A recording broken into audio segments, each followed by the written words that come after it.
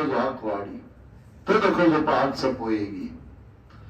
د هغې وجه دا وي هغوی په خپل ځای چې وایي هغوی ټیک وایي، او چې د چا ښځې دي هغه خاوندان هغوی له هغه حق نه ورکوي، هغوی ځان له نورې نیولي په دی هسې نومي، نو دی له نه ورکوي، نو دی بیا ځان له څه ګوري، ځکه هغه حق خو نه ادا کېږي، نو هغوی موږ حق غواړو. تاسو په طالبانو نکاح وتړئ نو حق به وپېژنئ.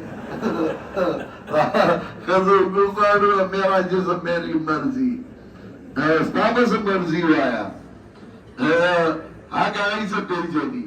هغه طالب نبی وایو دی حق غواړي، دی د حق نه خبر دي. باچا مړو ښځې وې زه به هغه چا سره واده کومه چې هغه په یو شپه کې 12 ځله کوروالی کولی شي. طالب خبر شو، ورې وډبو وی څوکې وی موصوف په هغه صفاتو باندې دا بنده دی چې راغلی دی کوم چې تا ویلي دي. نو په دیوال به یې نښه راښکله 1 2 3 4 5 چې 50 یې پوره کړه، ده وی 50 شو، هغوی ورته وی نه 2 کم 50 دي، وی نه 50 وی نه 2 کم، نو ده په دیوال لاس یې کراښ کړ، وی زه بیا د سره حق د یو بل حق نه پوره کوي، ته د یو بل حق پوره کړه چې بیا کور روان شي، کور به خوشحالۍ. ولهن مثل الذي عليهن بالمعروف، دې ښځو لره حقوق دي په شان د هغه چې په دې ښځو باندې خاوندان دي په مناسب طریقې باندې، په رواجي طریقې باندې. وللرجال عليهن درجه، سړو لره په ښځو باندې غوره دی، په درجه کې سړي اوچت دي. ښځه به د خاوند زیات خیال ساتي، که چېرته سجده غیر الله ته جایز وه لامرت النساء یسجدن لازواجهن، ښځو ته به مې حکم کړی چې خاوندانو ته سجده کوي.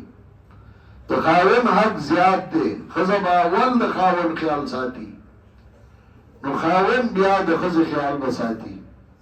دا نه چې ښځه د خاوند عزت نه ساتي، هغه ښځه چې د خپل خاوند عزت نشي ساتلی، هغه لا ښځه چې هغه خاوند د کوره وځي او دا ورته کته بره ونه ګوري، هغه څه ښځه وي؟ ښځه هغه وي چې خاوند د کوره وځي نو ښځه ورته کته بره وګوري، ورته وورېږه دا ټوپای در سره ښه نه لګي بله واله.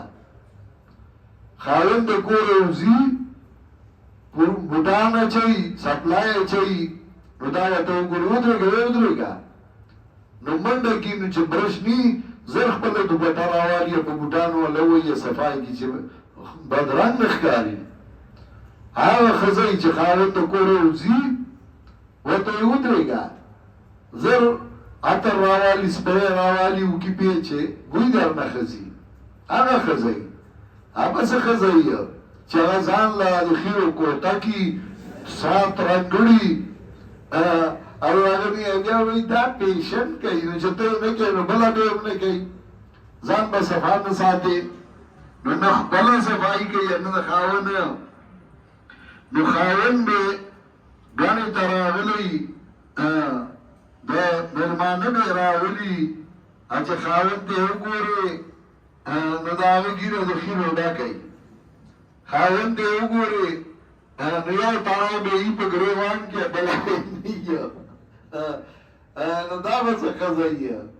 ښځه هغه یي چې هغه خاوند ته کته او بره ګوري، چې دی بد خو نه ښکاري، جامې خو خرابه نه ده، پیزار عجزي دی که نه، 2 جوړې جامې دي، نو چې دی کپړې بدلې کړي نو هغې زر زر په لاس ووینځي، هغې صفوي، نو ورته یې واچوي چې هغه راشي او کپړې یې څښایي چې صفای کپړې یې چولي، د ښځې پته د خاوند نه لګي.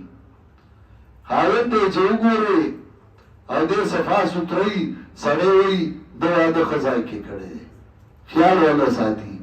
او چې خاوند دې د خیرو کوټه کې په بد حالي نو سړی وایي چې ته خط رنګ پې پېښه شوې ده.